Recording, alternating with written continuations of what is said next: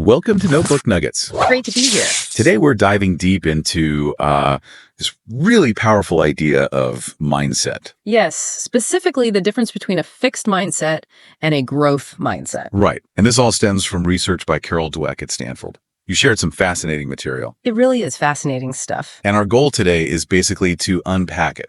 What are the core insights? And how understanding your own mindset can, really impact your life. Totally. From how you handle challenges to relationships, even your sort of overall potential. It's quite profound, isn't it? How this basic belief system seems to touch everything. It really does feel fundamental.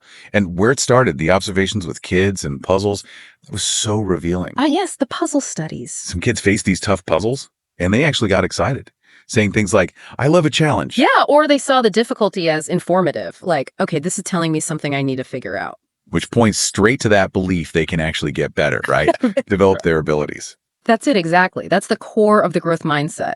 Believing you can cultivate your qualities. It's not about proving you're smart right now, but about getting smarter. Precisely. The challenge is an opportunity, not a final judgment. But then there was the other group. The ones with the fixed mindset reaction. For them, hitting that difficulty was, discouraging. Very much so. It felt like a test of their inherent unchanging intelligence. And if they struggled, that was it. Proof they just didn't have it. Exactly. And that leads to this constant need to prove yourself. And a real fear of failure. Yeah. Because failure isn't just, oops, I messed up. No, it feels like a judgment on you, your fixed ability. Okay, let's dig into that core difference a bit more.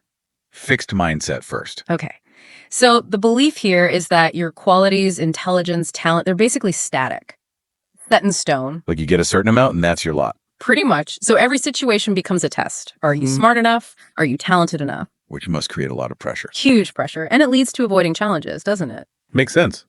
Why risk failing and looking bad if you think the stakes are that high? Exactly. Stick to what you know you can do well. And if you do hit an obstacle, the tendency is to give up more easily. It just confirms the fixed belief. See, I'm not good at this. An effort. This is where it gets really counterintuitive. Right. In a fixed mindset, having to try hard is often seen as a sign of low ability. If I were really smart, this would be easy. That's the underlying thought. So effort itself feels like a negative, almost shameful. Which is wild, because we usually praise effort. But not if it undermines your claim to natural talent. And feedback. Constructive criticism. Often ignored or taken very personally. It feels like an attack on their core self, not helpful input. Because if your abilities are fixed, criticism can't really help you grow, can it? It just highlights flaws. Exactly.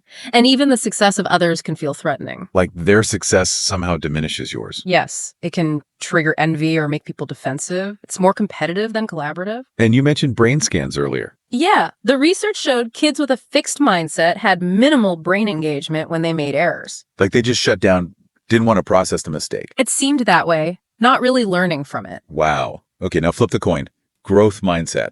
All right.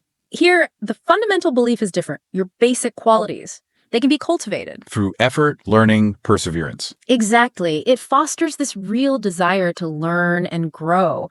So challenges aren't threats anymore. No, they're exciting. Opportunities to stretch, to develop new skills. They're embraced. So instead of avoiding hard stuff, they seek it out. Often, yes. Or it sees they don't shy away when things get tough.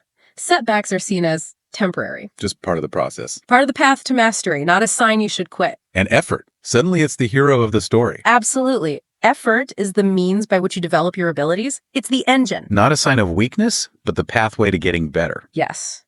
Recognizing that even geniuses put in incredible effort. It's essential. And constructive criticism. Valuable data. Information you can use to improve, not a personal attack. So they're more open to learning from mistakes, from feedback. Much more open. And others' success isn't threatening either. It can be inspiring. Right. What can I learn from them? Look what's possible if I work hard. It's such a different vibe.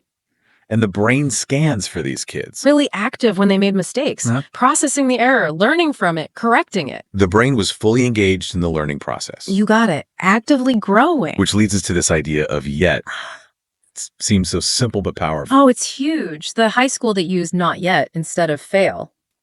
Yeah, tell us about that. It just reframes everything. Failure isn't the end point. It's just, you're not there yet. It puts you on a learning curve. Implies there's a future. Exactly. It combats what Dweck called the tyranny of now, that feeling in a fixed mindset that the present failure is permanent. Yet, offers hope, possibility. It says the story isn't over. Keep going. Okay, let's ground this in some real-world examples. Learning and effort, we've touched on it, but that contrast. Yeah, fixed mindset. If it's hard, I must be dumb. Growth mindset. If it's hard, I need to put in more effort and learn. And remembering that even people like Newton worked incredibly hard. The effortless genius is often a myth. Effort is key. What about failure itself? How the approach differs? Fixed mindset sees it as confirmation of limits. Might lead to cheating or comparing downwards. At least I did better than them. Trying to protect that fragile sense of self. Right. Whereas the growth mindset sees failure as, okay, what went wrong? How can I do better next time? Like those kids saying, I love a challenge. It's an opportunity to learn. Exactly. Sports provides great examples too. Michael Jordan. The classic, cut from the high school team. He didn't take it as, I'm not good enough. He took it as, I need to work harder. Pure growth mindset. Immense effort, belief in improvement. Became arguably the greatest. And that contrasts with the potential trap for naturals. Right. Absolutely. If you're only praised for talent, you might not build resilience. What happens when you finally struggle? You might crumble because you haven't learned to value effort or cope with setbacks. It can make people effort avoidant and less resilient. And education. The school turnaround stories are amazing. Truly. Harlem, South Bronx, the reservation school, kids facing huge challenges. But when educators fostered a growth mindset, focusing on yet, Their results soared. They started achieving at incredibly high levels, sometimes outperforming kids in wealthy districts. because the meaning of effort and difficulty changed for them. It became about getting smarter, not proving you already were. It leveled the playing field in a way. That's powerful stuff. How about relationships? Does mindset play a role there? Oh, definitely. Fixed mindset can see partners and the relationship itself as static. People don't change, or if it's this hard, it's not meant to be. Exactly. Leads to blame, giving up easily. Whereas a growth mindset in relationships, Believes partners can grow and the relationship can improve with effort, communication, understanding. so problems are challenges to work through together, not signs of fundamental incompatibility. Precisely. Focus on growth and understanding, not just judging inherent flaws. Okay, and business. Yeah. You mentioned good to great companies. Yeah, often led by people with a growth mindset, fostering teamwork, learning cultures. Think Lou Gerstner at IBM. Moving away from defending status towards collaboration and learning. Exactly. Valuing learning, perseverance, feedback for future success. That's growth mindset in an organization. And finally, parenting and teaching. The praise thing is critical. So critical. Praising intelligence. You're so smart. Sounds good, but It can backfire. Make kids afraid to risk not looking smart. yes. Yeah. They might avoid challenges where they might fail and lose that smart label. So what's the alternative? Praise the process. Praise effort, strategies, focus, persistence. You worked really hard on that. I like how you tried different approaches. That reinforces that success comes from doing, not just being. Exactly. It builds resilience and a love of challenge. Like the gymnast story focusing on effort and improvement after a loss. Makes total sense. Yeah. So if we want to cultivate this growth mindset, where do we start? First step is just awareness. Understanding the two mindsets exist. Just knowing the difference is powerful. Then self-awareness. Noticing your own tendencies. Where are you more fixed? Where are you more growth-oriented? Because you might be different in different areas, right? Very common. Maybe growth in sports, but fixed in, say, artistic ability. Okay, so notice your patterns. Then what? Maybe reflect on where those beliefs came from. Upbringing, past experiences. Understanding the roots. And then practice catching yourself in the moment. When you feel that fixed mindset reaction defensiveness, wanting to give up. Pause and recognize it. And then try to reframe. See effort as positive, failure as information. Like consciously shift the internal dialogue. Yes. Ask, what can I learn from this? Instead of, this proves I'm no good. Journaling can help process setbacks this way. Focus on progress, not perfection, especially when learning something new. Absolutely. And praise the process in yourself and others. Reinforce that effort matters. It sounds like a journey, not an overnight fix. Definitely. It's ongoing practice. And remember, even teaching people about the growth mindset helps. Just explaining that the brain can grow stronger, like a muscle. Yeah, that knowledge itself can boost resilience in grades. And using that word yet. Such a simple, powerful tool to keep possibility alive. So wrapping this up, it really boils down to this shift, doesn't it? From seeing abilities as fixed chunks.